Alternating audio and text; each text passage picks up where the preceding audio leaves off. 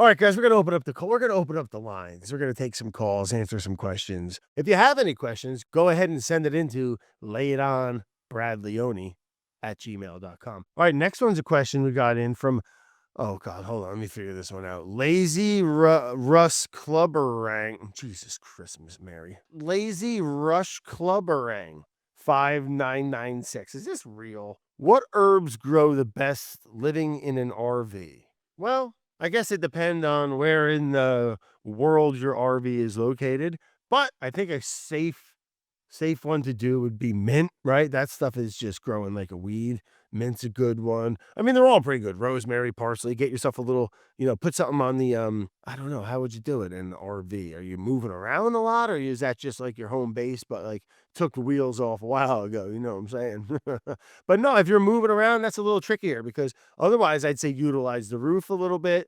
You just want to get some sunlight and some water. Herbs are usually, or you can grow them in a little, in a little cup in the window. You guys got windows in the RV? A lot going on in this question. I'm assuming you're moving around a lot, so you want to keep them kind of, mobile. Be able to pick them up, bring them inside the RV, take the greens for a little spin. I would say just about any herb.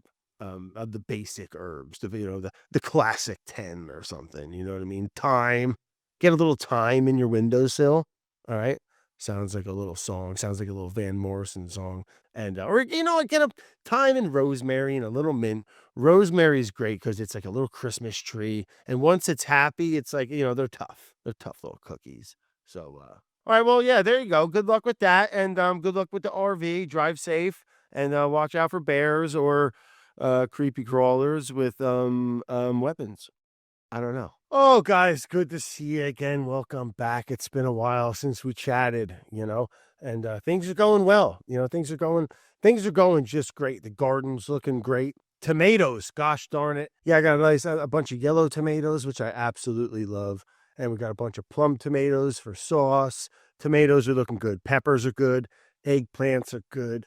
Corn. I grew all this white sweet corn. My God, is it freaking delicious. Last night we, for dinner, I took some chicken drumsticks. The unsung hero of the chicken, in my opinion. Oh, thighs are the best. Yeah, thighs are very good. They are. They're delicious, man. The whole chicken's good. What are we talking about? But the drumstick? You can get them so cheap at the supermarket too. They're like one of the cheaper than thighs. You go get a pair of breasts, a couple chicken boobs. That's going to run you like, you might as well just buy the whole chicken. I don't understand why people buy, 2 chicken breast, the breast of one chicken, organic or something at the supermarket. And it's like $15, $17. Like, what are we even talking about? You buy the whole bird. Boom. You got the thighs. You got the drumstick. You got the body. You got the wings. You got the whole chicken, Brad. All right, we get it. Brad, I got to go. Oh, as soon as we're done with this little rabble and yapping, I'm going to go pick some cabbage. I grew about 8 things of cabbage and they look pretty. I haven't, hopefully nothing's gotten to them. I haven't done a close examination in a few days, maybe even a little bit longer than that, but they're big, proper, the size of my cabbage head. Maybe a little smaller. I got a big old noggin for those of you watching. Brad, what are we even talking about, Brad? No one gives a shit about the size of your head. It is big, though. And I'm getting uglier. I've been seeing myself. Oh, dear God. If you haven't seen the episode that we put out a few days ago, the Jacques Pepin, the legendary chef, what a freaking joy. What a beautiful man. And what an honor to be able to talk to him. But oh my God, did I look like shit from the side? It really made me want to it was like, it was like a cold smack in the face. Like, Brad, you look like someone who's made some bad choices and and no disrespect, lives down maybe in Florida, hates their wife, and maybe you're a roofer. Or I run the fucking, I smoke a bunch of cigarettes and I drink a bunch of beer and I run the steamroller for like a road paving outfit, just burning heaters, fucking pissed off, working the night shift, big old boiler of the gut. And that's what I felt like I looked like, just a slob kebab. I looked a little greasy. I don't look too bad right now. Got my cute little crew neck on and shit, extra tops, baby. Yeah, it just, you know what it was? You know what it was? No, no, no, Brad, you're a slob kebab. Let's face it. You could lose a little weight, pal. Your freaking hair. Let's do this. Let's just go through this together real quick. Your hair, although it's growing in, starting to get a little thin. All those years, people would tell me, Brad, you better take that hat off. You stupid Googleini. You better take your hat off, Brad, because you're going to go bald. All right? They say you wear a hat all the time and your hair just starts dying right at the roots. And it's starting to weed out there. It's starting to get these. And then I shaved it, and my wife, Peggy, we got some kids. We got engaged. We're married. We just never got married. And now it's like, what am I going to do? Well, we both got huge families. We both got a bunch of people we call friends, And what we're going to do? What's it going to cost me? I guess you don't have to do nothing. You can make it whatever you want, right? That's the beauty of a wedding. Does it have to be some big thing and cost thousands and tens of thousands of dollars? No, this show ain't making that kind of money, bud. What are we talking about? What are we even talking about here, bud? But yeah, maybe we'll get wedding. Maybe we'll get married one day. I don't know. I don't really care, to be honest, but it's one of them things that never growing up, like I kind of, the idea of a wedding. Oh, come on down, the fucking bride and groom and van. Like, I don't like it, and shitty music. And maybe I just been to a bunch of bad ones, but when they're good, they're a blast. And I guess you could do whatever you want, throw it at the house and cook nothing, BYOF, dude. Bring your own food. Do people do that? Hey guys, come celebrate my wedding. Bring a gift, preferably cash, because I have a lot of shit. And while you're at it, check out the Google Doc. I assign things to everyone, and everyone just bring something. Whether Tony can bring the brisket, I'll do nothing. I'll make the macaroni. No, I'm not even making the macaroni salad. All right. Aunt, you fill it in. Aunt her, she can make that one. And, Brad, what are we even talking about? Of course you'd be cooking something. Or you get someone to come and you get a little catering outfit to come and bang things out the way you want, Keep it real nice. Keep it fresh. Keep it delicious. But let's, I'm plowing forward on that. I don't know, what are we even talking about here? Oh, you know what I did get? Pretty excited for this, and maybe I'll use it for this the podcast show, but I got it for the YouTube stuff, making it where we go cooking right over here where I cook on the other side of the studio is I got this new light. I don't know if you can tell if it sucks, but I'm kind of a light guy. We got panels all over and C-stands, and I love it, dude. I love doing it. I think the lighting for the YouTube show is it might have just gotten better. All right. Stay tuned. Haven't used it yet. Next shoot is coming up this week. It's going to be a blast. There's a lady coming on, and we're going to be making focaccia. And then also I have my buddies, my friends from New York, Ben and Zeke. They're coming to celebrate their new book and just being beautiful people.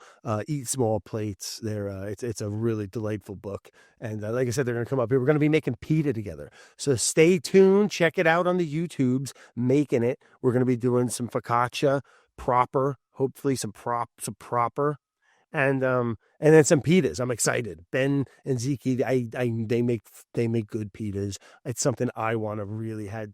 I've never had someone show me. I've made them. I fucked them up a few times. I've made them good. So who are we fooling? So I'm going to learn that. We're going to learn that together. Okay. So stay tuned. Making it pita focaccia. Yeah.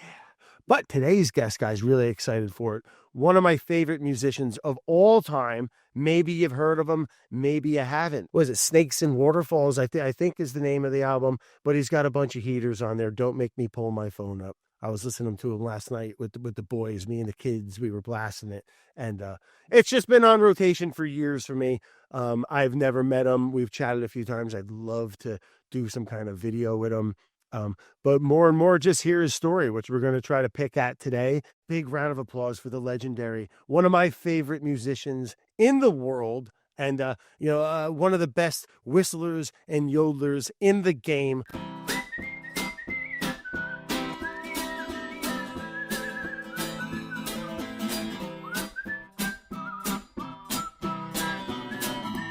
let's give a nice little warm hug and a round of applause for Nick Shoulders.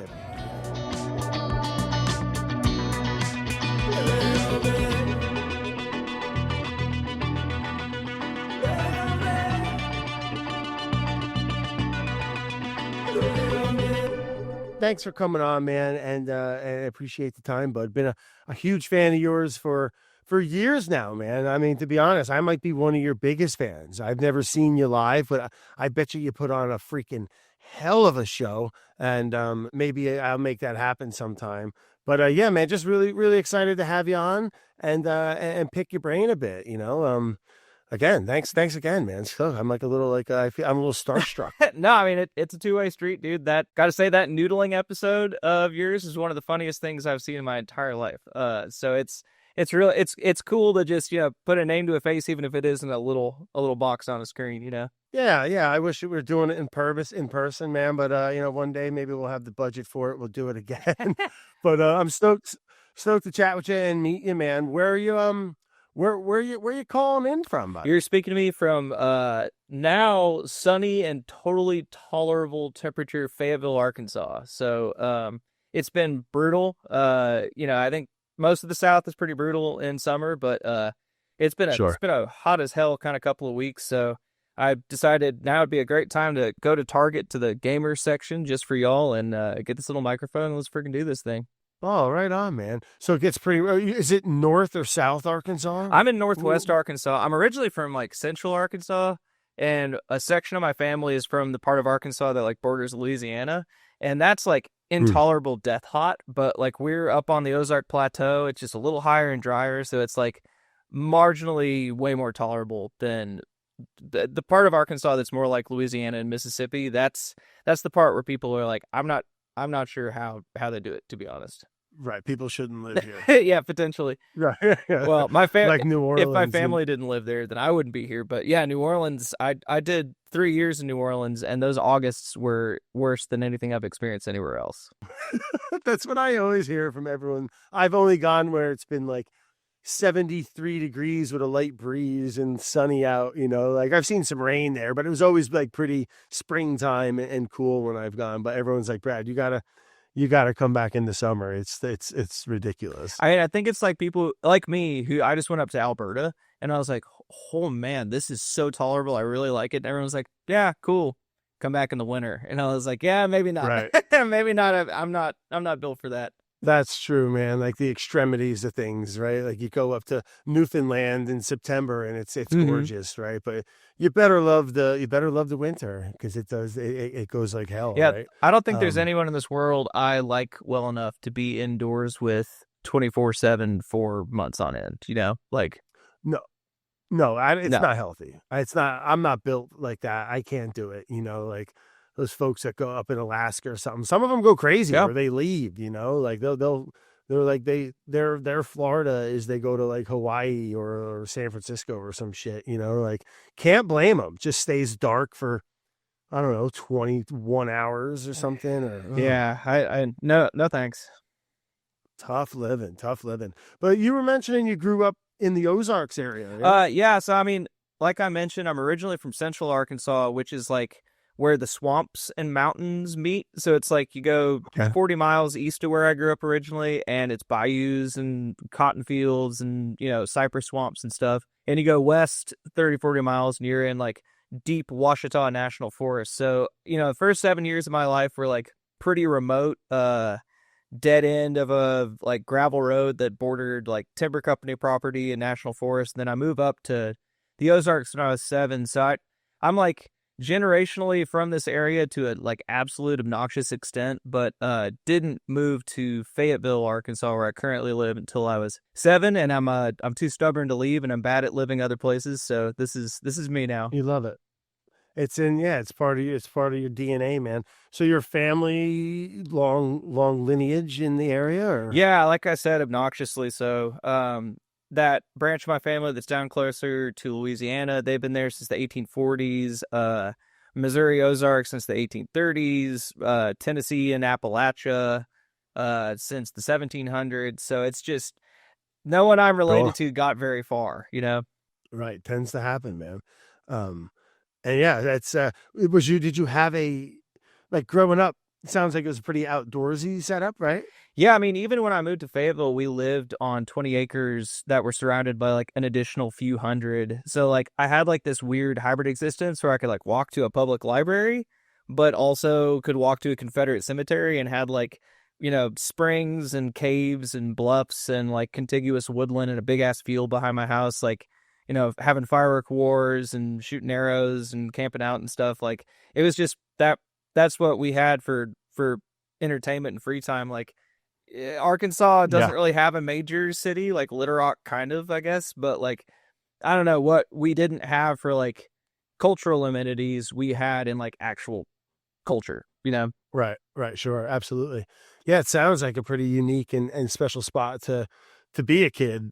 Yeah, and there were grim parts, like my backyard growing up was literally a Civil War skirmish field. And like, yeah, like I said, half of Arkansas is basically Louisiana or Mississippi, like it's cotton fields and swamps, and then half is basically Right. Appalachia, which is the half I mostly grew up in. But I duck hunted as a teenager, and my friends' families like flooded soy fields and also like, Right. clambered up mountains and bought moonshine off of people in parking lots. So I kind of got that like split upland, lowland, southern thing where you like, I don't know, it's the best of both worlds. That's awesome, man. It's like a movie, like being from I grew up in New Jersey and rather outdoorsy, to be honest, up in the northern part of New Jersey where the Appalachian Trail kind of tickles through there on the Delaware Water Gap.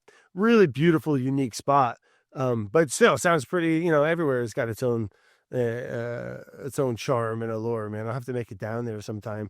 But fishing and hunting outside of maybe just your interest must have been a pretty big pastime for a lot of folks down there, yeah? Yeah, I mean, like I am personally acquainted with and grew up around folks who like totally supplement their income with Mm. like, wild game, whether it's hunting or fishing. Hey, sorry, my dog's barking. What's Little up? mouse.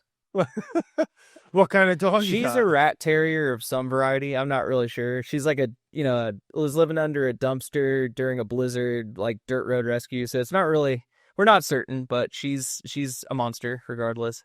Uh, Is she a little she's a little killer? killer. Yeah, her predator instinct is fucking nuts, man. Like, Insane. yeah, I go out to this one really nice park. It's like a park. They say park, but it's basically just like a land trust, giant patch of woods at the edge of town, and it's like, Public yeah, access type exactly. of thing. And they've got all the signs like dogs can be off leash. I was like, not my dog. She for the first critter she finds, she's freaking gone. There's just no, I'll never see Gone. that animal again. And if she catches it, she's just she's gonna shred it up She or what? actually she caught her first squirrel. It was like a little baby squirrel, maybe 9 months ago, and it was like the whole joke about if you caught a car, what you do with it. This dog had no idea what to do with the squirrel once she caught it, and she kind of just panted and stared at me, and I was like, well, let's release it. So I just kind of like got her away from the baby squirrel, and it jumped up a trunk, and as far as I know, it's out there still tooting around unless a snake ate it. She just can't help the instinct, the Oh, chase, the yeah, hunt. the hunt is strong in her. I also think it's because she starved in the woods for an indeterminate amount of time. Because I got her and she was skinny, but yeah, Surviving. she did the thing. But yeah, she's obnoxious as hell. Because there's obviously squirrels in my like back of my house. I live in like a nice little shady creek, but we also get armadillos at night. So sometimes I'm like fast asleep and she just lights up. Yeah, just does the whole thing. And I look out the window and there's just this shiny bowling ball creature in the grass out there. Yeah, it sounds like these. I'm kind of familiar with the breed of dog, but not super big. But could you imagine if your dog was like 115 pounds? I don't want to, only because I was the proud steward of a 130-pound dog for 10 years. And he Oh also gosh, he was an Ozark collar mutt and a killer. And there was no controlling that. I saw him like almost catch deer. He scared the shit out of people oh, on a regular basis. kill a Yeah, deer I if you mean caught it. Yeah, he would murder that creature. But for having been on sure. like the 130-pound dog world and the now like 20-pound dog world, I'll take small dog any day. Even though she's just like a tiny little ball of muscle hunting dog, like Big dogs are a they're a lot. lot, man. They're expensive.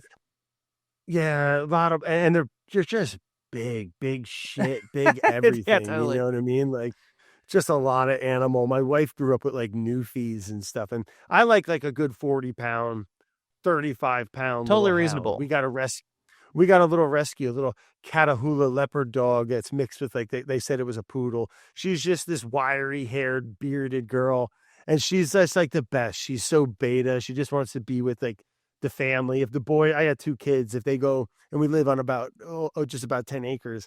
And if they go running back in the woods, like, she just, boom, she'll just hang out with them for hours. Like, she's living the best life now. She's a little Bonnie girl. She's a Oh, good we love dog. that. Yeah, Bonnie and Yeah. Mouse, should we ever get a chance to cross paths, I hope that they get along, but Mouse is also like deeply antisocial. So I'll like, walk around my neighborhood and there's just like some nice old lady with her nice old dog that can barely see, and then Mouse just like tries to kill it. And I'm just like, ah, great. This is awesome. Mouse needs to pray. Mouse seems like it just needs to chill at home. It's a real, likes, it's a Yeah, she'll homebody. she'll get to be like a sleepy, strange, smelly little old dog, but those days are far away right now. Oh, okay, gotcha. She's still full of Yeah. fire. Hey, but growing up, man, I mean, I know you from your music, obviously. And the every single album, in my opinion, you make is freaking great, man. Where did you come from, a musical family? Did you, like, was music something you played as a kid? So I'm actually from like a athletic family, immediate family. Like my parents were, Football? they owned a gym and they're super athletic, and I wasn't any of those things. But my You got some guns. I see you, Nick, with them cannons out there. yeah. Well, Arkansas is notoriously lax on its gun laws, but no, my parents weren't especially musical. My dad's a crazy good whistler, so I definitely I That's where you got it yeah I from. learned to whistle from him, and he learned to whistle from his grandpa, who was born in Appalachian, Tennessee. So like that through line, I definitely did pick up from my like immediate family, but my grandparents all sang. My grandpa Pat, actually, if anyone's morbidly curious, sang like weird, warbly, like kind of drum machine Southern gospel that was recorded in a church basement in the 80s. It's out on YouTube under Pat Awesome. M. Riley. So if you want to hear what like a bored old man in Little Rock, Arkansas sounds like with like some weird old churchy lady making him like backing tracks of Patsy Cline songs, that totally exists. But my grandma Whoa. sang, and her mom was a singing instructor. My grandparents in Missouri. I have Wow. my grandpa's fiddle. It's like a very rich musical lineage, and coming from like small town and deeply rural, like mid South. But my parents were the generation that were like, nope, we don't do any of that. Like we eat frozen food and we go running, and we don't entertain this hillbilly stuff. And I'm Right. really grateful that I got to spend so much time with my extended family, because they do fuck with the hillbilly stuff, and they're really good at it. And It's the yeah, it's best. it's really, I was so fortunate to like learn from them while they were still around. But yeah, musical family for sure. Man, I love that. And I love your appreciation for the quote unquote the hillbilly stuff, right? Like, because that, to me, that's like that's Hmm. everything, right? I mean, that's like what that area is. It makes it. I mean, I don't know shit about it, to be honest, right? But like, other than what I see in movies and music, but like, seems like one of like a just, and I hear it in your music, correct me if I'm wrong, and maybe it was influenced by your family and your location and that culture of that Appalachian kind of Southern. Um, but is that like, is it folk music, right? Or is it, I mean, what? Boy, yeah, that's entering the weeds, huh? Because I could go. That's like literally my thesis, is trying to figure out like what this is I'm doing. Because I call it country music very specifically, but I kind of treat folk and country music like an anthropology project, and I just happen to be like the Mm, subject matter that I can like personally study.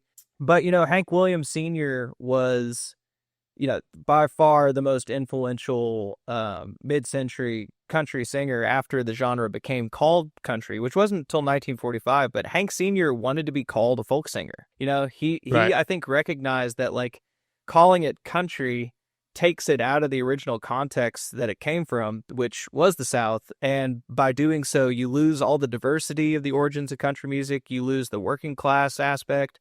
And it really kind of becomes about like, people who grew up and own property. And in the United States, who owns and like, manages most property.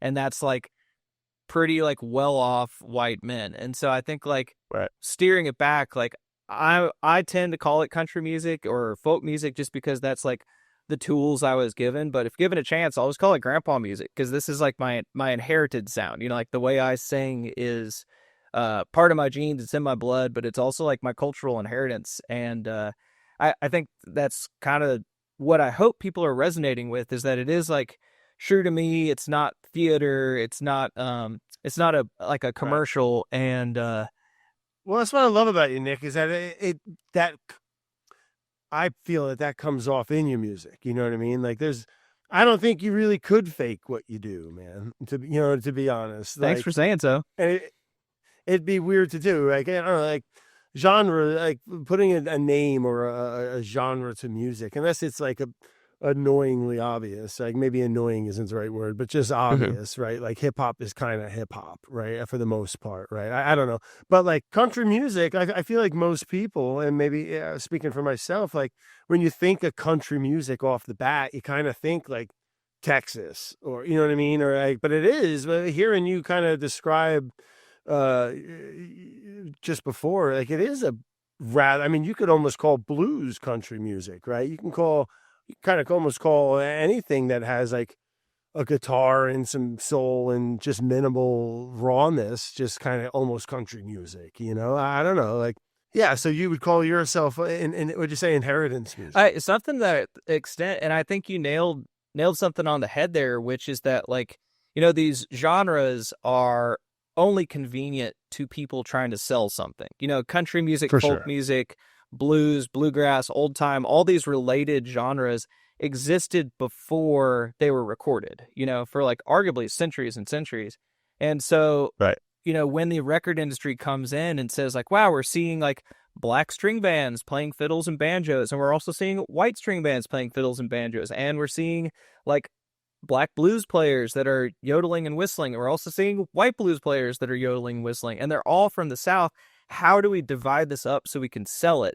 That's how you get. My Yeah, market it. that's where the genre comes in, is that they had to define the music based on the market that would be consuming it. And so what became country music was originally called hillbilly music. And what was blues and jazz and black string bands, all these things that were related to the so-called hillbilly music, they were defined as race music. And so that suddenly gets sold to a different audience. It's treated as being something separate rather than being interrelated. And you get this kind of nightmare scenario where everyone's like, what is country music? Like you listen to, just to throw a name out there, like Florida Georgia Line, you got two guys singing about, like struggles of the working class, Southern perspective to like a trap beat. And then you got Gucci Mane, who's doing the exact same thing from Alabama, all the above, and we call it rapper hip hop. So it's like, Right. it gets really sticky because it's like, it's mostly about who you're selling it to and not what the actual content is. Sure, sure. Yeah, absolutely. And what time, I mean, this like division of marketing started to happen? What do you think it was like? Is that we're talking like the No, the 40s, 20s. 30s or something? Yeah, because 20s. essentially the first recorded country music was a fiddler from Arkansas named Eck Right. Robertson. And Eck Robertson Love it. recorded the Arkansas Traveler, and then you've got Fiddle and John Carson, who also did some, but they're both concurrent in like the 1923 range or so. And so over the course of the 20s and 30s, this was called hillbilly music, and blues and jazz and all these things that were interrelated did not get that same moniker. So like by the time you get to the mid 40s, there's a marketing crisis because you've got so many of these like people that are coming into hillbilly music that aren't hillbillies. They're from Right. Canada and California.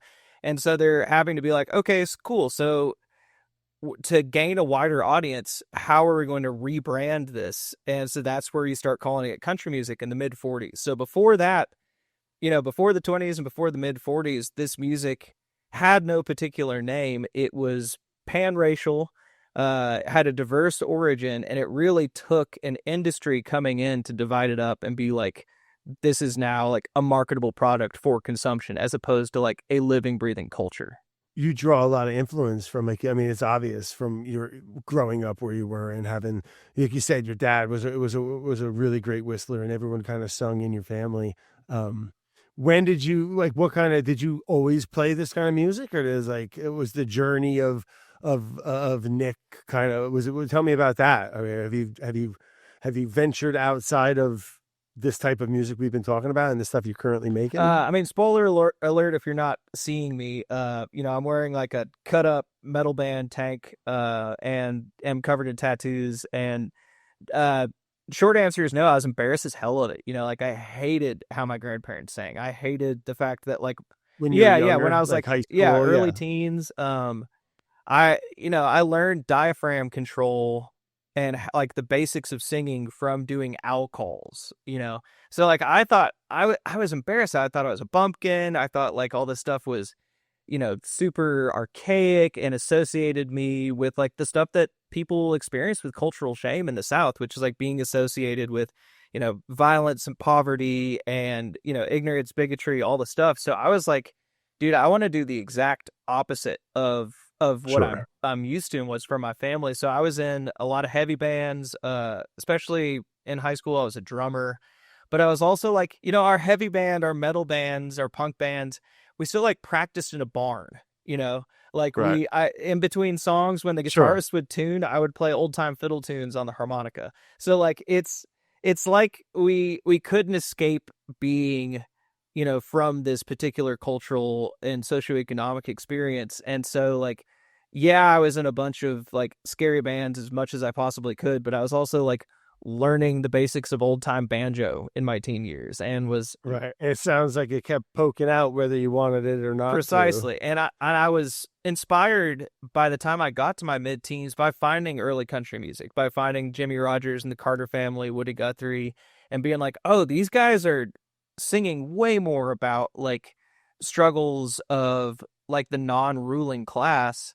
uh I think I like this stuff, and I think that I should like start digging deep. And the more I dug, the more I was like, wait, this is also what my family does. Like this is the tradition that's drawing from that. So like, you know eh, the outspoken aspect of my music, the stuff that's like critical of power structures, that's in old school country music, that's in old school blues, and it's also in punk and metal music. And the difference being like I'm not screaming about the things that upset me. I'm yodeling, and people tend to listen more if they can understand you, I guess.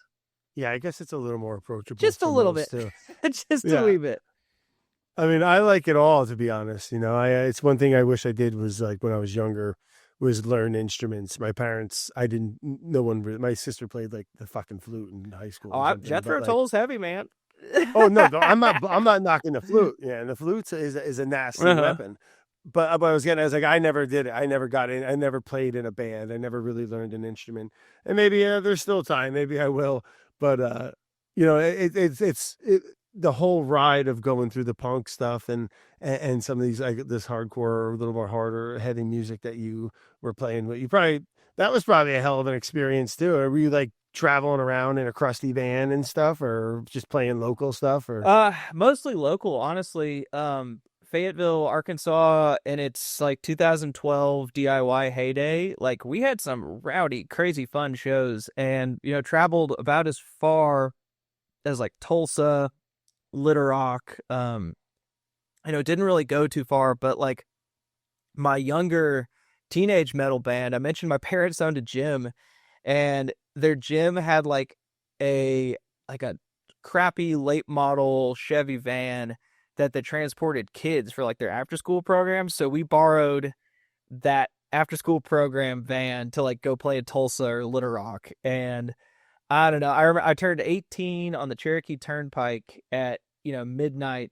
And it was like coming back from a show in Tulsa where we played to like six people. So Yeah. I think what really gave me the biggest boost out of that period was being able to be like, dude, I'm playing these like sweaty, god awful shows in like these basements and stuff for no money, totally thankless. But I learned how to wind a cable. I learned how to like, basics of running a PA system. I learned like the basics of how to function on the road.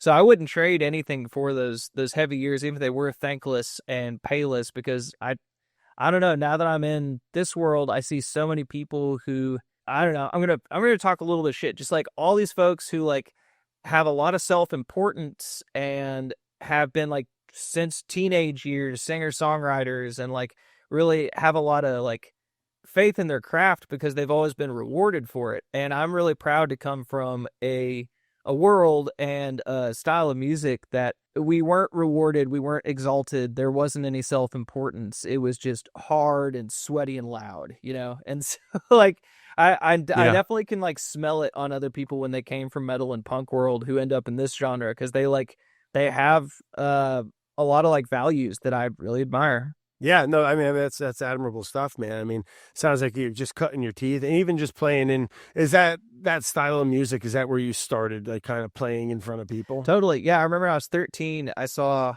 a hardcore show at this DIY space here in Fayetteville, and there were like maybe 10 people in the audience, and like, you know, they're piling up on each other and yelling in the mic all together and knocking each Yeah, other around. I was like, that is what I want to do with my life. So like over the course of the next few years, that's what I just poured myself into. But yeah, growing up, I would go and hide in the woods and practice whistling. I would like, you know, if I wanted to sing or do like any sort of vocal work, I would make sure I wasn't around any other human beings because it was so embarrassing. It scared the shit out of me. oh man, wasn't that funny how like well, I mean, look at you now, right? I mean, like I'd love to talk into that transition and because I mean, what was the name of your first? Was it Snake and Waterfalls? Was that a song or was that the No, album? that so. Are you talking about like with this, like me releasing music under my own name? Because that's a pretty Yeah, recent change.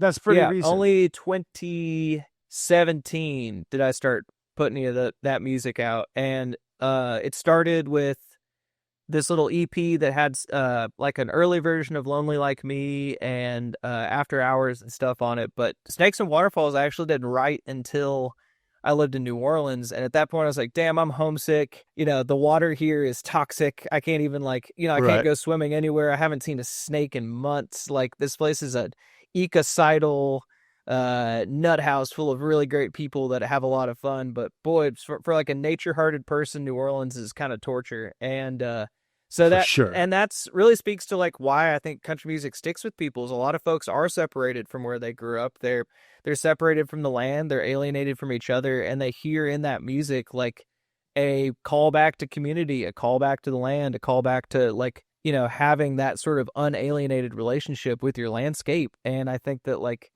I don't know, that's why that feels like a really relevant time for the like the lore of this music because it's like I only started writing these songs when I was homesick and outside of the South, you know, or like outside of my particular corner of it at least. Gotcha. So when did you leave like your hometown, like Arkansas? Did you go to college or I'm just a art school dropout. Tried all to go right. to school in Denver and my lung collapsed for the second time. I got arrested and my parents went bankrupt in the same year. So Your lung collapsed. You smoking crack or some no, shit? I What was are you smoking doing? Oh, cobwebs.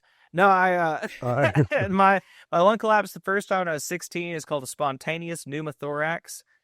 Oh Yeah, and it gosh. basically just means you had like a little tear in your lung tissue and it creates like a Oh. bubble and it was like right on top of my heart. So I didn't know what was going on. I was just like in the shower and was getting chest pains and I was like, I think I got to go to the hospital like right now.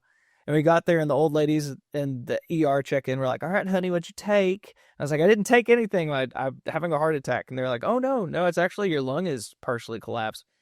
And then it Wow. happened again when I was 19. So 16 and 19, I just had this rough patch. And that same year, like I said, I got in a fight and went to jail. And I was all real dumb. And so I was on probation for like 4 years. And Oh no, got into a fight. Hold on. We can't just blow past that. Unless you don't want to we can talk talk about about it. it, sure. Just like some knucklehead stuff, or was it? Did someone get hurt? I guess I think the statute of limitations is passed on this one. But yeah, so my good buddy basically to boil it down got really badly beaten up in like a homophobic scenario where Oh the no, other guy used that to justify like beating the shit out of my beating him. friend. And so I was like, well, I've never been in that kind of fight where we go knock on a door and solve an injustice. Let's do this. So like I Right. went up with him to the room and things unfolded and I got arrested on 3 felony counts for like attempted burglary and all this stuff and it turns out he lied to Oh, the they. police and got me arrested for like way more than I should have. So it got dropped to a misdemeanor and I got the same charge as you get for like spitting on somebody. So like Okay. misdemeanor assault charge. And I didn't know you're supposed to like lie to the intake officers when they asked like your substance history and stuff. So they're like, yeah, when did you start drinking? I was like, you're 13. Like when you started smoking weed? 13. Right, When right, did you right. do psychedelics? And I was like, in the bathroom in high school, And so like it was this unfortunate thing where I ended up on like the harshest possible probation for substance stuff when I got arrested for like a fight. So I ended up having to pee in a Yeah. cup for like 3 years, and I Oh, didn't drink yikes. on my 21st birthday, all that and the above. So it was kind of an ugly little scenario there. And then, like I said, my parents went bankrupt on account of Arkansas National Bank failed in 2008, so they lost their business and like the house I grew up in and all that stuff. Oh, no, man. Tough. That was a tough little Tough go break. Yeah, there. well, a lot of people were out doing their whole rambling phase in their late teens, early 20s. I was like working at a pizza restaurant, miserable on probation. Man, fight. That guy sounds like he was, I mean, it sounds like something I would have went with you and done. You know what I mean? You guys are probably pretty fucking angry, fired up, young, and like, fuck this guy. Let's go beat the shit out of this Yeah, guy. yeah, I was really mad at him, and He beat your buddy up pretty he good. tried to drown him. Yeah, it was Oh, gnarly. man. Yeah, he had all these like marks and stuff on him, and because he was like a trouble kid, the dorm complex was like, "Yeah, we're not going to do anything about this." And so he basically left the dorm saying like, "To hell with you," and knocked on my door and was like, "I'm going to go fight this guy." He didn't tell me is he was huge. It was like way bigger. Was he a Yeah. psycho? Well, he was really large, and we caught him coming out of the shower. So opened the door, and he's naked, and so he had to Fuck, fight this naked this is man. ballsy. And then he ran down 5 flights of stairs and said we were trying to kill him, and then the cops came and it all got really bad. Yeah. Oh, so he ran. You didn't get him. He didn't get a I good got beating. like one punch kind of half landed on him, and that's it. For all I know, he has since repented and embraced his own sexuality, and that he acted out in a repressed rage. And I hope he's happy and not straight. And No, I'll tell you where this guy is. He probably hits his wife and probably sucks dick on the side. That's where this guy is if now. No if doubt. there's any fairness in this world, at least he's still able to embrace that aspect of his sexuality. But I bet you're right. I bet he's a violent, scary, repressed man, just the way he's always been. Man. So art school didn't work out. They had a little stint with the law for beating up a dude that sounds like he needed it. Wish you got a little better lick in on him, but plowing forward in life. You moved out to New Orleans, did you mention? Yeah, so I got my ass kicked trying to leave Arkansas. Like Denver has twice as many people as the whole state of Arkansas, so like it All was a right. failed experiment. And Is that where school yeah, was? it was in Denver. So I did Okay. my failed stint in Denver and came back pretty quick. And I was like, moved back to Arkansas at 20, and I was like, I'm never leaving this place ever again. Like the rest of the world's scary. And and so I like lived in town, and I was in some more bands and just kind of like, I don't know, tried to keep afloat and I worked at a record store, pizza shop, fried chicken, a bunch of crappy jobs. Sure. And then at about 24, I was like, man, I'm seeing this world out there where people like travel and play music on the street corners and like, ride trains and do all that fun stuff. Like, I think I want in. I'm off probation. I've got some money saved up. Like, I'm going to try it. So I bought a Chevy Express and Hell yeah. put on some solar panels and some insulation and a bed and got my big 130-pound dog and struck out. So I did like 2.5 to 3 years pretty much full time in the van. I lived out of a shed in Santa Cruz, California, and trimmed weed. Played on every street corner out west you can imagine, every Safeway, Whoa, all that kind of cool. stuff. Yeah, it was Busking around the country. yeah, it was a big deal for me, who had like tried to live out of state briefly, got my ass kicked, came back and didn't want to ever leave again, and then was like, all right, cool, I'm gonna like venture out on my Back off the deep right, end. exactly, like Yeah. venture out on my own terms. But yeah, no, I really Like it. I can't express enough how much that was like a positive, because it's like super humbling to be like, sick, I made $6 in 6 hours. I need to eat tonight. It's raining, and I just am playing on some street corner in Portland. It's like Yeah. it really makes you to like value your craft in a way that like you have to be a believer, A, And then B, to sing and be noticed outside, you have to be loud. You've got to be unique. So like taking what I learned yelling in the woods as a kid was like, oh, how to project your voice. Well, I can out project all these other sons of guns out here, So like Right. that became that whole song and dance. Is just being like honing my skills that I already had from being an outside kid to singing outside, if that makes any sense. Yeah, it does. I love this chapter that you're getting into it. You describe in a little bit where you're living out of the van, and you mentioned California and Portland, Oregon. I'm guessing you must have learned a lot too, man, about like your style because you got to stand out on the show. You're playing on the road. You must. I mean, I'd like to talk about that whole experience and chapter of your life because you must have seen the good, the bad, and the ugly doing Or the that. worst of it. Yeah. Yeah. But I will say, I think I also wasn't aware that there is like a national scene of people who were like trying to move back towards like the traditional side of folk and country music and doing it really well. Met people out on the road who were either kind of peripherally related to the New Orleans scene or, had their own scenes in the Pacific Northwest or the West Coast. And I was like, man, a few of these guys, the way they're singing, they just are trying to sound like my grandpa. Like I could do that. Like if Right. that's what they're after, then like shit, that's in my bones. I'll do that and more. So I appreciated the time out there because it exposed me to a ton of stuff. May And you're a one-man band at the Yeah, time, right? totally. Or is this Yeah, I would yeah. use like a kick pedal on my banjo case and I'd turn it backwards and then had either like a tambourine or a hi-hat. And I just play really kind of like bad, janky versions of songs that I'm still singing to this day. So, I mean, maybe the music I know you for best, is this when you're starting this part of your life? Is this like, because you're a great songwriter, man. Your lyrics are awesome. And I mean, beyond just being catchy and, your lyrics are awesome. And like, is this time in the van, are you writing a lot? And I wish I could say that. Honestly, just a few of those songs. Okay, I'm going to answer this question, but I gotta take care of this. This is the offender. oh This my is the God, you offending little party. killer. Destroyer of worlds is right. If she weighed 110 pounds, she'd kill a black Oh, I know. bear.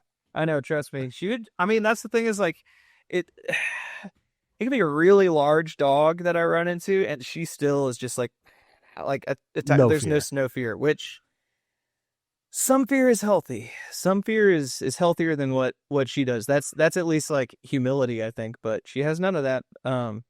Yeah, not even Not a even a little. little. But to answer your question, a couple of those songs definitely got written in this like more listless like traveling period, but honestly, I was really honing more traditional skills because like frankly to fill up 3 hours on a street corner to make money, I don't have enough original material to do that. Like it was Right. it was a lot of times like trying to burn up time while there's nobody around. So like You do covers and stuff, or just kind of riff a around lot of and covers, but mostly like started getting deep in the traditional stuff. So I was playing banjo and like really digging deep on like the canon of American folk music and like found and I'd already been like cool. really researching for years, like better part of a decade, digging deep into like the traditional canon.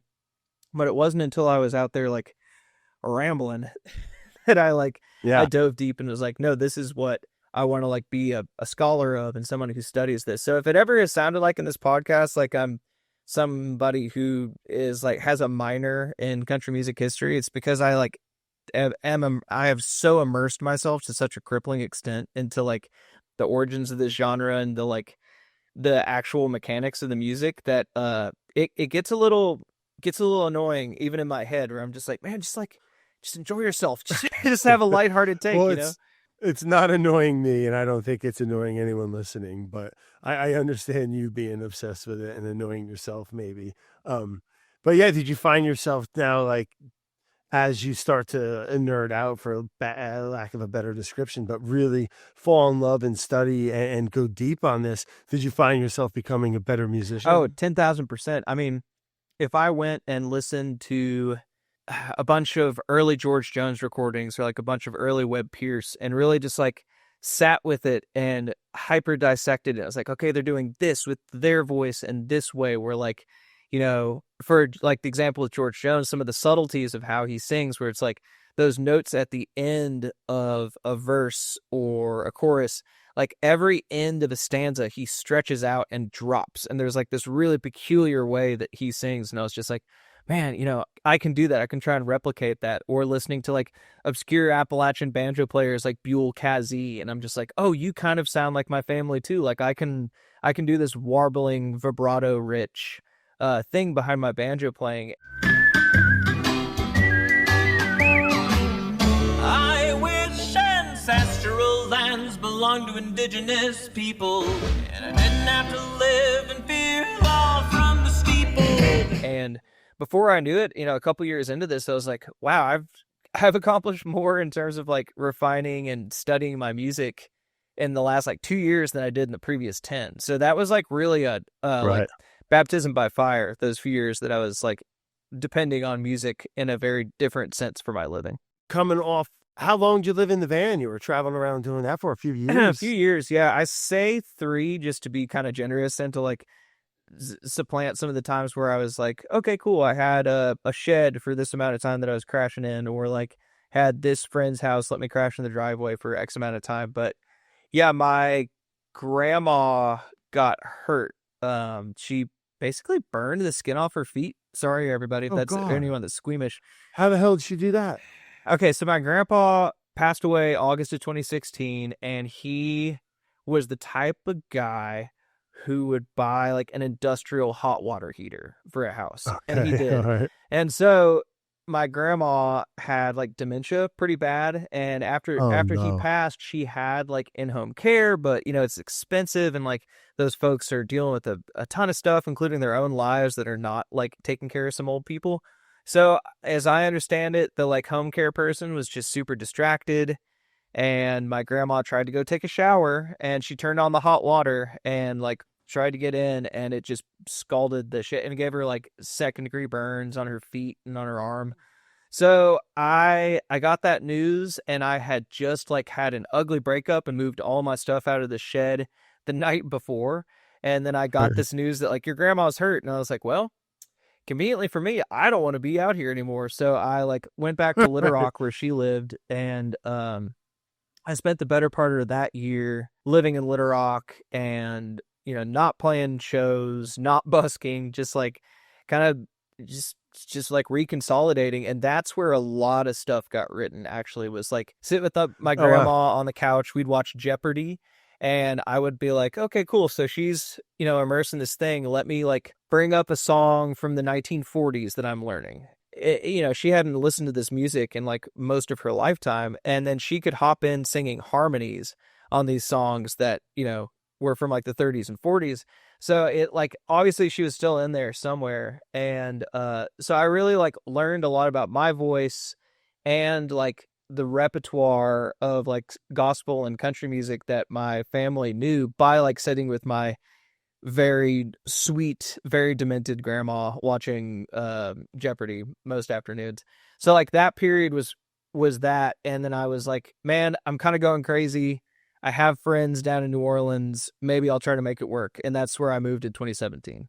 Oh, wow. And you did a few years down in the in the swamp, in a hot swamp, huh? Yeah, very hot swamp. What a great city, though, Oh, man. I love it. It's got such a peace in my heart. But it's like a definitely like dysfunctional, gnarly piece of my heart. Okay, gotcha. Right. I've only been a few times, like I said, and yeah, I've always loved it. I mean, the obvious food and music, right? It's such it sounds like right up your alley as far as what you were already doing, right? I Mm-hmm. mean, you had some friends there did you start playing a lot of music there? You must have. Yeah, as I mentioned, I was a drummer originally, so I just hopped on like every gig and with every band that would pick me up. I played drums for my friend Chris Acker, who's also a Garhole person, which is my record label for anybody unfamiliar. And I also played drums for Sabine McCullough, who was recently in the movie Sinners, and she's also on Garhole and a good bud. So I kind of just picked up as much like stray work as I could on top of like working on my own songs on the side. Amazing. So you must be pretty nasty on the drums then. I'm decent. I I'm didn't even, decent. yeah, I didn't even know. I wouldn't from the music I know you from. I never didn't know you played drums. Yeah, that was my first love. When I was 13, I got a first act drum kit from Walmart, or my dad did, and spray painted Cool. it pink and threw a double pedal on there, and I was just like, yeah, put me in, coach. Yeah, heck yeah, man. You still play the drums a bit now? I don't get to play drums very much anymore. I was playing drums just for fun at Guitar Center a couple weeks ago, and they've got those electric kits, and nobody was around. Pretty I was cool. like, okay, cool. I'm just gonna like do it was like doing the whole death metal roll, and I saw this person kind of sheepishly come up, and I was like, oh, I'm totally like meddling out in front of somebody who's about to approach me about my music, and they're like, hey, just wanted to say I'm a big fan, and this is hilarious. And I was like, yeah, I think this is really funny too. Thanks. Oh, that's fun, man. So when did you New Orleans? I mean, you playing, like you said, doing traveling kind of journeyman of the music, right? And you mentioned you had a record label now, but when did you start playing like the albums that I know you from? And is that all happening in New Orleans? Yeah, so the albums that most people are familiar with, OK Crawdad and Lonely Like Me, they were both recorded within a year of each other in New Orleans, and we're talking about like 3 microphones tops, recorded live to tape. Like there's no overdubs hardly on any of those records, especially Lonely Like Me. That's just straight up 2 microphones set up in a room. But like there's this whole lore. It sounds so good though. Thanks a ton. But there's all this lore about like the Muscle Shoals Studios in Alabama, and one of the things they figured out, like, why do those recordings sound so good? And one of the theories is that it's because they're, like microphones placed in, like, we were recording in like a shotgun house, but like houses in the Deep South that don't have any subflooring. So it's basically just like wood and then air underneath it. And you're kind of recording on like a giant drum. So those records, especially Lonely Like Me, sound like that because we're kind of like engaging with a recording style that is not only like inconvenient and outmoded, but like really it like for people who obsess over compression and isolation, all the ways to make records sound professional, it was all backwards to that. So I think what's kind of cool is like those records didn't have producers. There was no like, capital E engineers. Is basically just friends with tape machines making records of each other. I love that. Yeah. I absolutely love that, man. And the fact that you guys, that it sounds good. I mean, it's means it is good, right? I mean, you're not faking anything. That's why I always thought you guys must sound, or I just should just say you, but you probably put on a hell of a live show, man. I sure would like to think so. And I think that, I'm very grateful for those, like the positive reviews. And that's, I think, what kind of came through in the music, and what I'm grateful for about it being born from like a functional scene is that it was also a functional partner dance scene. So part of the whole like hard backbeat. No, but going back to what you were saying about, just about making these songs, recording them stripped down raw in this acoustically flawed quote, so to say, although I think it's a very adds its own little unique kind of little magic to it too, like at least there's nothing about your first 2 albums, if that's what we are talking about, even the first one that I'm familiar with, has a sound where you're like, ooh, it sounds like someone made it in their fucking dorm room or something. You know what I mean? Like it sounds really good. And I think that maybe you hit a magical little frequency of this old, part of music, like there is like, there's a rawness and a realness to where just playing in like it was band practice, but like but capturing let's face it, that's usually where the best stuff happens, right? It's not at some big fancy studio where some guys in their microphone. I don't know, I've never been in a fucking studio like that, but like talking to you or something, or like telling you to take another take or whatever happens in fancy studios. I don't know, but like having that stripped down, nothing to lose, just real, you kind of, in my opinion, I think you captured magic. Well, I would like to say so too. Like I really think that, and I think what I always try to go back to is like, yeah, sure, we were competent musicians, we were practiced, we had really good friends recording us with like cool old equipment and these cool old houses.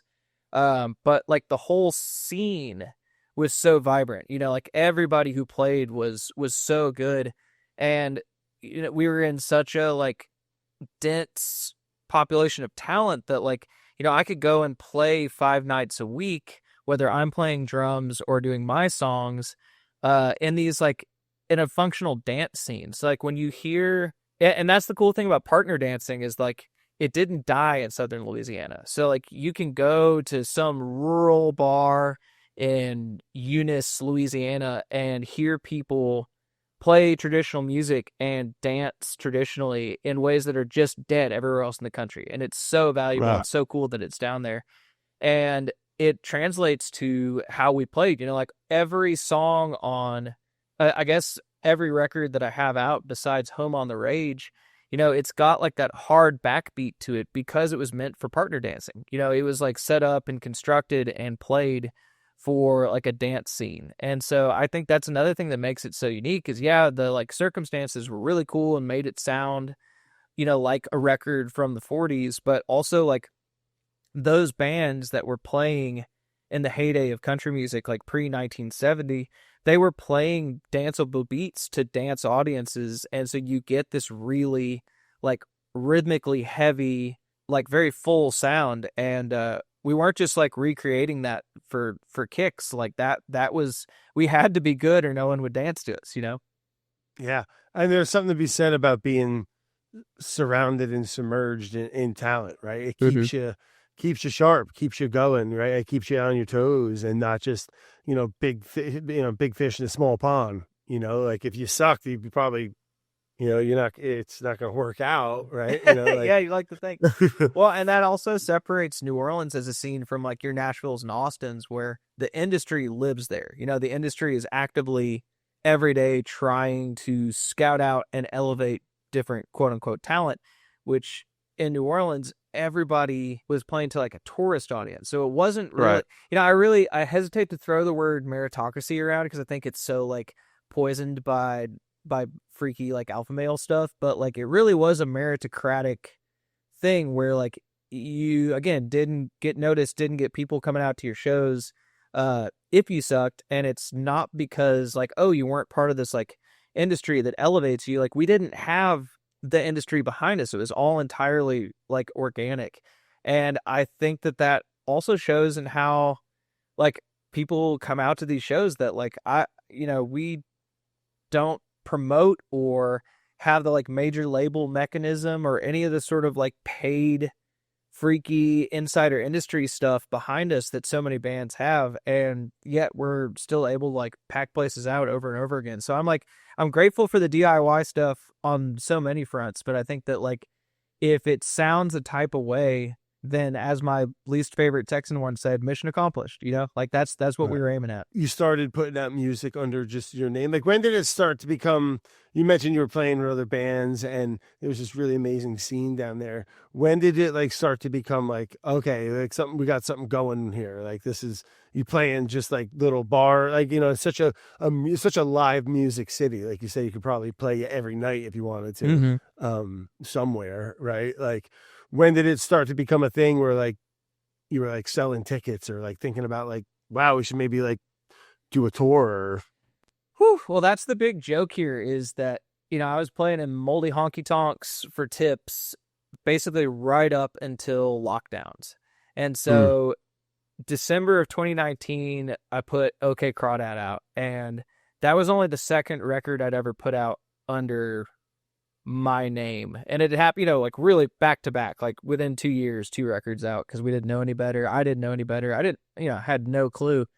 And what do you mean no clue? Is that a bad thing to do? For example, when I put out OK Crawdad, this DJ in New Orleans, Jimmy, who I love him, but he pulled me in the studio. We had a little interview about it. And he's like, so why December? Why did you release this record now? And I was like, well, to be honest, I thought old Donny Boy was about to, press the button and we were going to go to war with Iran, and I wanted to get this record out before things got ugly. And he's like, well, nobody releases records in December. And I was like, no, I don't know that because I don't have any. Yeah. They're all trying to get on year-end lists, and it's like Grammy consideration, all this stuff. I existed completely outside of the industry. I played for tips and moldy honky tonks. I didn't give a shit about any of that stuff. So I was like, yeah, I don't know, dude. And that spring is when the Western AF recording of Rather Low comes out. So, it's like lockdown started March of 2020, and mid-February, I guess actually it was almost February, late January, I woke up on the floor after like having a kind of informal wake with my friends at one of my best buds' funerals in Arkansas. And I woke up that morning and saw that upload from Western AF and the fact that I was tagged in, and I was like, oh, I think my life's about to change. And then sure enough, within a couple of weeks, stuff was blowing up. I had people call me about like record deals. I was like, what, little old me here in the shotgun shed in New Orleans? Like, what on earth has just happened? And then all of a sudden everything came down at once, and it was lockdowns, and I wasn't playing shows. I wasn't, like writing songs. I was just stuck in, like everybody else, in lockdown world. And so really until spring of 2021 into fall of 2021, I had never sold a ticket, quote unquote. Like I had played shows for free or played quote unquote ticketed events. But, when I started talking to like agents and stuff, they're like, you have no ticket history. And I was like, you don't understand. I don't exist on paper. I haven't paid taxes since 2014. Like I have been an all cash, all like below the radar existence. Like there, of course there's no ticket history because like I've only played up until now for tips essentially. Yeah. So that was a huge transition. But yeah, to answer your question, like 2021, 22,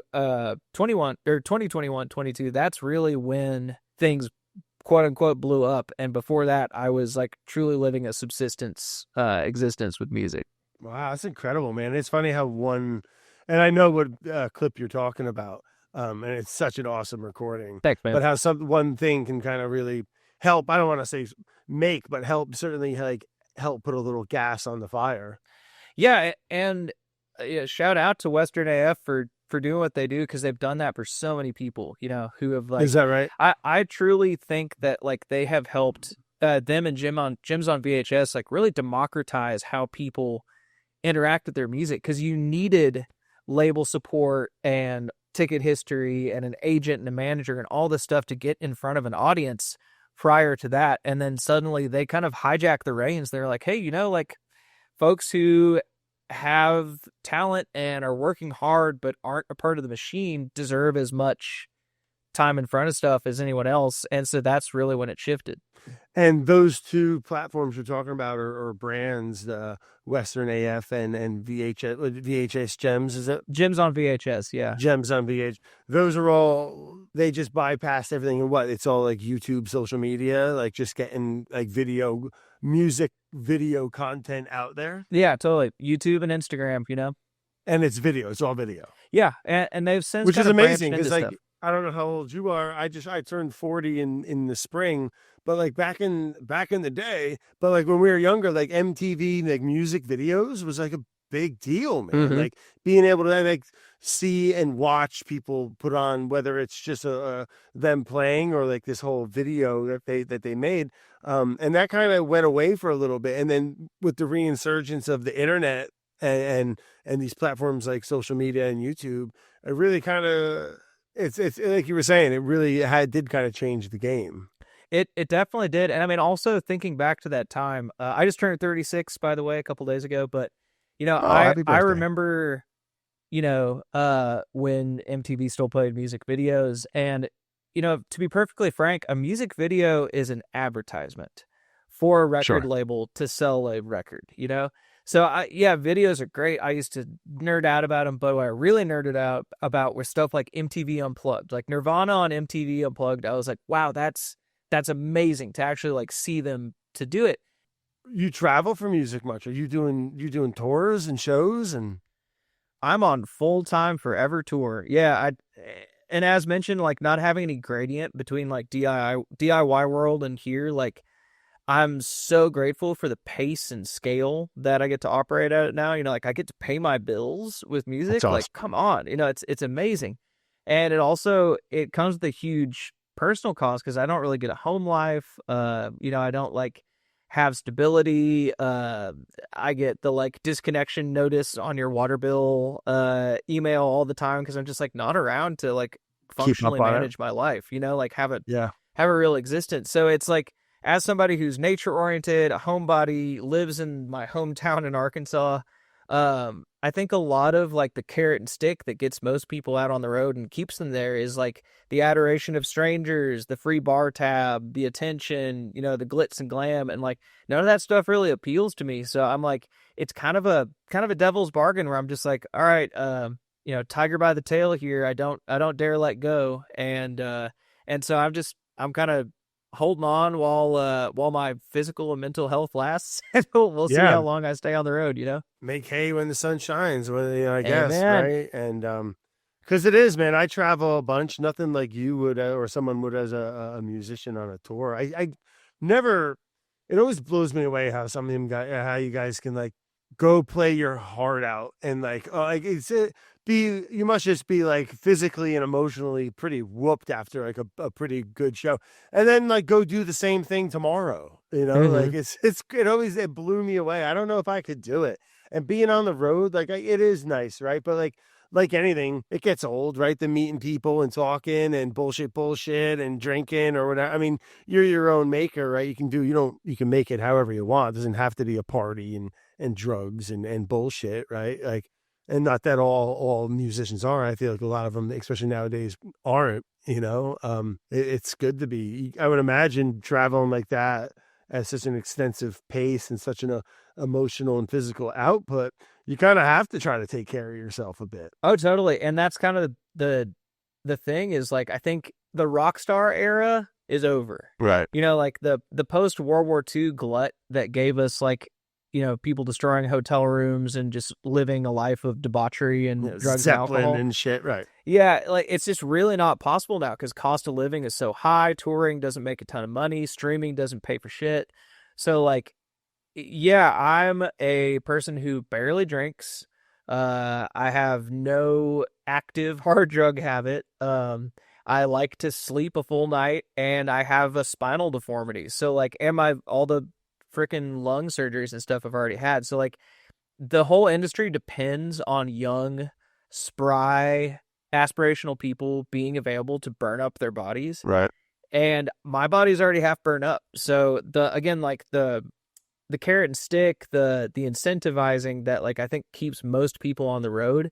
I'm not unique, but I'm one of a lot of people who are now like kind of immune to it. And so it's like I'm in it to actively disrupt the paradigm and not necessarily here to like play nice and sing songs and get rewarded for it. So like if I didn't have that like motivation to inject some like honesty and angst and fucking righteous indignation into this music and to like use a platform responsibly that way, like I just wouldn't do it, you know? Right.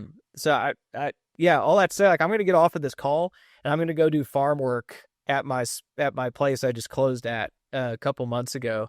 And Congrats, man. Thanks. I'm super stoked. Yeah, you should be. It's huge. It's a huge deal. It's a huge deal. But, you know, I'm going to like go and do that physical toil in the sun. I'm going to mow and weed, and I might be tired at the end of the day, but you know what? I'll get to go to sleep in my own bed. And that's the difference good between for your brain too, man. You know, yeah, doing that it stuff truly is. it's, you know, just that physical output, but also in with the land. Like I said, there's so much work that always be done here. And I do a lot of gardening and stuff, and it's good for you, man.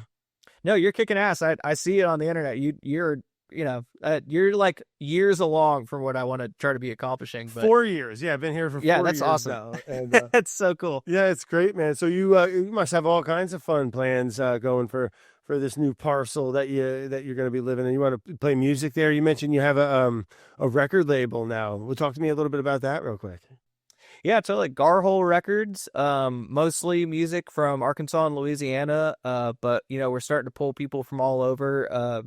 a release that I'm really excited about that we're doing this year is with Johnny Fritz. I'm not sure if you're familiar with his music, but Should be, huh? you should be. Yeah, he's a legend.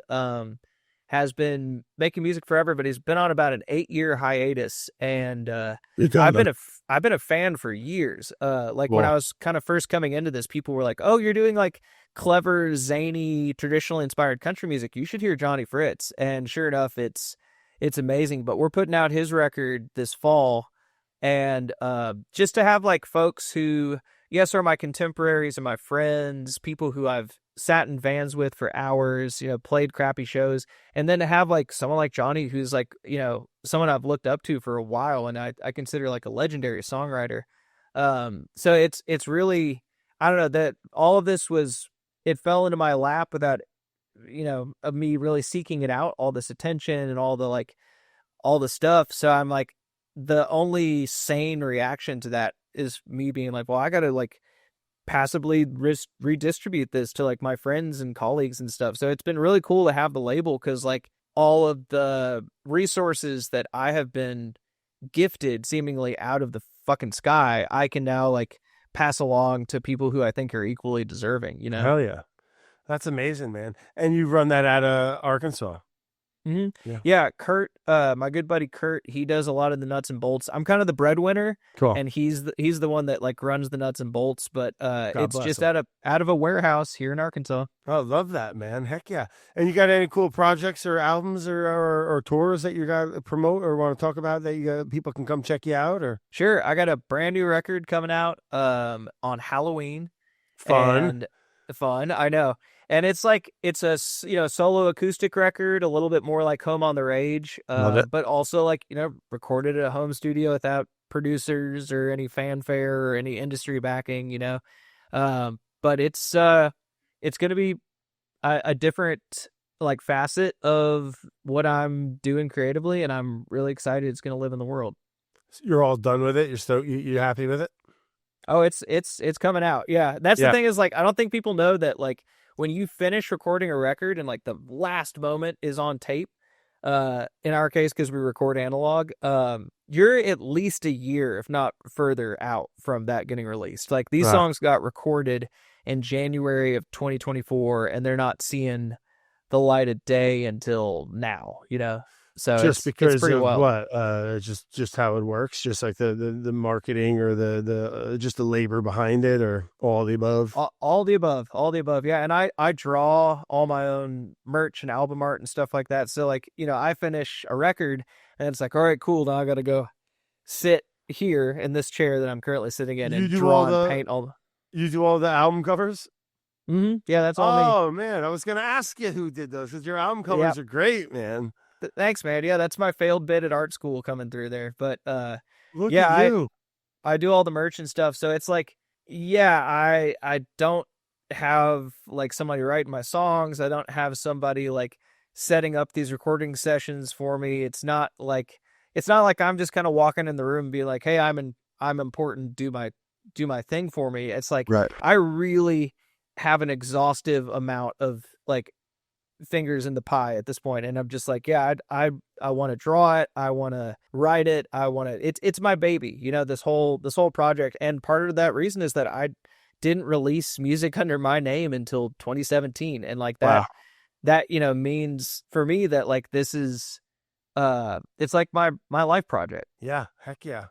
Well, man, I tell you what, it's some of my favorite music. And folks, if you want to check them out, Nick, what's the website?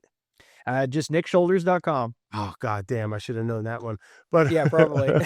No stage names over here, no rock stars on a dying planet. It's just my weird Arkansas ass. Well, God bless you, man. I hope your album does great, and I'm looking forward to hearing it, bud. And hopefully I can come check you out sometime. If you ever make it up north, please do hit me up, man. I actually am. Yeah, when? This October, November, doing Northeast tour. So we'll no come way. up. Yeah, I think I'm playing in Maine. I gotta check the schedule because there's just too many shows. But I'll check the website my dang self. I'm doing a little music festival, a Grateful Dead cover band, Grateful Shreds coming. We're doing a big shakedown street November 1st at my buddy's farm by the ocean. If you're if you're in and around the area, bud, we'll definitely hit me up. We'll get you a good meal and a good classic meal. And if you need a place to crash or something, we got all types of amenities around here. Amazingly gracious offer. Let's get off camera. We'll talk about that. All right, right on. Hey, man, thank you for your time, bud, and great chatting with you, Nick. This episode was produced by Brad Leone and Carolyn Gagnon in partnership with Studio 71. It was edited by Kate Brunotz with music by Harrison Menzel.